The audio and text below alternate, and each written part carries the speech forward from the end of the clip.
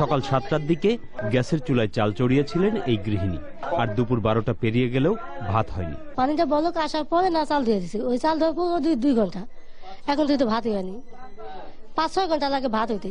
ওই গৃহিণী আশায় থাকলেও রান্নাই শুরু করতে পারছেন না পূর্ব বাড্ডার আরেক গৃহিণী, কারণ চুলা জ্বললেও গ্যাস প্রায় নেই।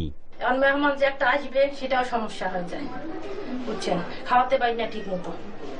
আজকে 6টা বাজে উঠছি, রানতে রানতে মনে করেন গ্যাস চলে গেছে। একই অবস্থা রাজধানীর বিভিন্ন এলাকায়। 7:30 বাজে বয়সে 1 বাজে 12টা, আমাদের ডাইলও গলে না, ভাতের পানিও বলকায় না। বাসাবাড়ির চেয়েও করুণ অবস্থা সাভার, মানিকগঞ্জ সহ বিভিন্ন শিল্প এলাকায়।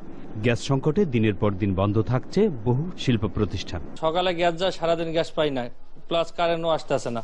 আর যে লোডশেডিংকে প্রায় ভুলতে বসেছিল বিদ্যুৎ গ্রাহকরা, তা আবার ফিরে এসেছে। আগে থাকতো ঠিক আছে, এখন মানে 1 ঘন্টা পর পরই জায়গা, 3-4 ঘন্টা পরে আবার 1 ঘন্টা যায়। লোডশেডিং ঘন্টার পরে ঘন্টা, এই 1 ঘন্টা আসে আবার চলে যায়, আবার ঘন্টা আসে আবার চলে যায়, এইভাবে সারাদিনই এরকম বিরক্ত। গ্যাস আর বিদ্যুৎ সংকটের দুর্ভোগ বাড়ছে ক্ষোভ। কারেন্ট না থাকলে কিভাবে ঘুম আসবো? এই অবস্থা মনে করেন যে ছেলেফেলেদের লেখাপড়া, তারপরে রাত্রে ঘুমানো, কোন অবস্থা সবকিছু মানে অচল অবস্থা হয়ে গেছে এখন।